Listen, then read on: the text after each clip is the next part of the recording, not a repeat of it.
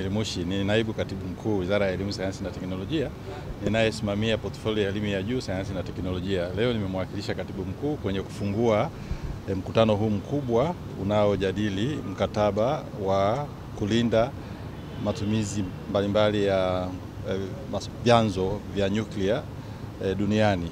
Na ni mkataba muhimu kwa sababu tunafahamu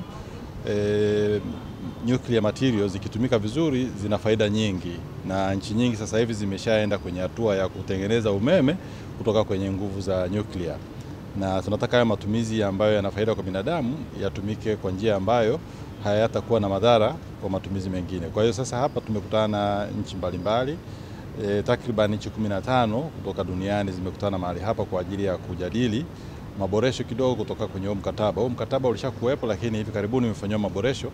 Kwa hiyo kuna kila sababu ya kuongeza uelewa kwa nchi wanachama kuhusiana na maboresho yaliyofanyika kwenye mkataba ili kila nchi iweze kutekeleza yale yaliyo kwenye mkataba.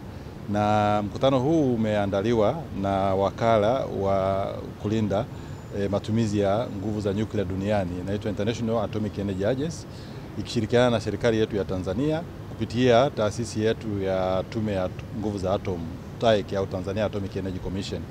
Na hivyo tumepata fursa hiyo ya kuweza kuhost huu mkutano ambapo umekaribisha watu kutoka nchi mbalimbali Afrika na nje ya Afrika. Kwa hiyo sisi kama serikali tunaona ni mkataba muhimu kwa sababu kama mnavyofahamu sisi kama serikali pia tunayo nia ya kuanza kutengeneza umeme pia kutoka kwenye nguvu za nyuklia, na ni mpango ambao serikali imeandaa, na hivyo kuwa na mkutano kama huu ni hatua moja muhimu kwenye kujiandaa namna ambavyo tutalinda vyanzo hivyo vya nguvu ya nyuklia ili viweze kutumika tu kwa matumizi sahihi. Na kama mnavyofahamu wakati wa kutengeneza vyanzo hivi vya umeme kuna swala la kusafirisha hayo madini ya ambayo ni ya nyuklia, kuna masuala ya kuhifadhi kwa maana ya storage na transportation. Kuna mambo fulani ambayo yanatakiwa yazingatiwe, masharti ambayo yanatakiwa yazingatiwe ili madhara yasiweze yakampata binadamu. Na tunafahamu sisi haya madini ya nyuklia au radioactive materials au nuclear materials yana matumizi mbalimbali, hata kwenye ujenzi wa mabarabara zinatumika kwenye kuangalia uimara wa zege. Lakini sasa haya material yanatakiwa yahifadhiwe ipasavyo.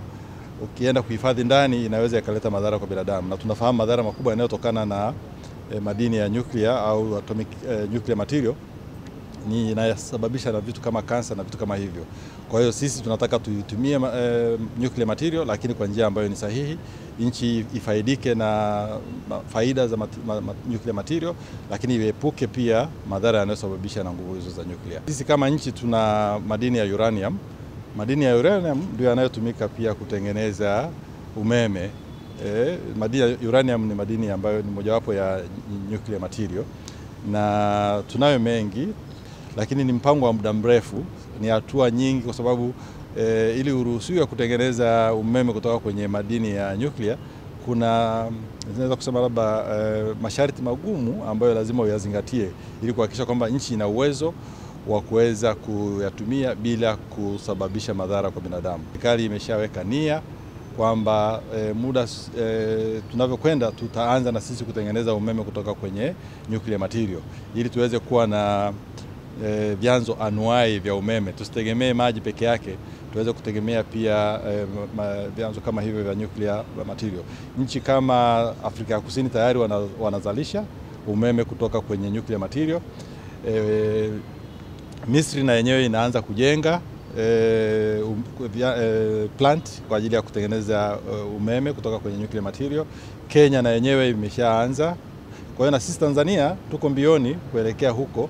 Kwa hiyo nia tunayo, sababu tunayo, vyanzo vya madini tunavyo, ni swala tu la kuweka mikakati. Na ndio maana niseme serikali yetu imeona umuhimu sana wa kutumia vizuri haya madini ya nyuklia na ikaanzisha scholarship maalum ambayo tunaita Samia Scholarship Extended kwa ajili mahususi ya kusomesha wataalamu kwenye eneo hili la nyuklia, ili nchi iwe na wataalamu mahususi watakao kuja kujenga uwezo wa nchi kuweza kutumia madini ya nyuklia kwa njia ambazo zina faida kwa binadamu. Najat Kasim Mohamed ni mkurugenzi mkuu wa Tume ya Nguvu za Atom Tanzania, ambao ndio tumekabidhiwa mambo yote yanayohusu nyuklia kwa Tanzania, kuratibu na kuregulate, kudhibiti matumizi salama. Huu mkataba kwa kweli utahusika zaidi na matumizi ya vyanzo vya nyuklia ambapo kwa sasa hatujaanza. Serikali ina nia ya kwamba sasa tutatumia na umeme unaotokana na nyuklia kwenye kama vyanzo mbadala, tutaunganisha kwenye gridi yetu ya taifa. Lakini kwa sababu matumizi mabaya ya nyuklia yanaweza kaita madhara, kwa hiyo hatuwezi tukaenda moja kwa moja tu tukiamua leo siku ya pili tukaanza. Kuna hatua mbalimbali ambazo hatua hizi zinaangaliwa kwa ukaribu na wakala wa nguvu za atomu duniani, ambao wanatuelekeza kwamba hatua ya kwanza ni hii, hatua ya pili ni hii, na sisi tunazifuata mpaka tunapofikia, ambao inachukua kama miaka 10 kama unaenda kwa vituo vikubwa vya nyuklia, au miaka 5 mpaka 7 kama unaamua kuchukua vituo vidogo vidogo. Kwa bahati teknolojia inabadilika duniani. Hata hiyo teknolojia ya kutumia umeme kwa vyanzo vya nyuklia inabadilika kwa kasi, na sasa kuna vyanzo vidogo vidogo ambavyo vilikuwa bado hakuna kwa miaka mingi ya nyuma, ambavyo vyanzo hivi unapoamua kuelekea huko tunaweza tukachukua muda mfupi zaidi. Mimi naitwa Profesa Joseph Msambichaka, ni mwenyekiti wa Tume ya Nguvu za Atom Tanzania. Sisi kama board ni tuko katika kuhakikisha kwamba tume inafuata miongozo hiyo inayotolewa na wakala huyu wa kimataifa wa nguvu za atom duniani.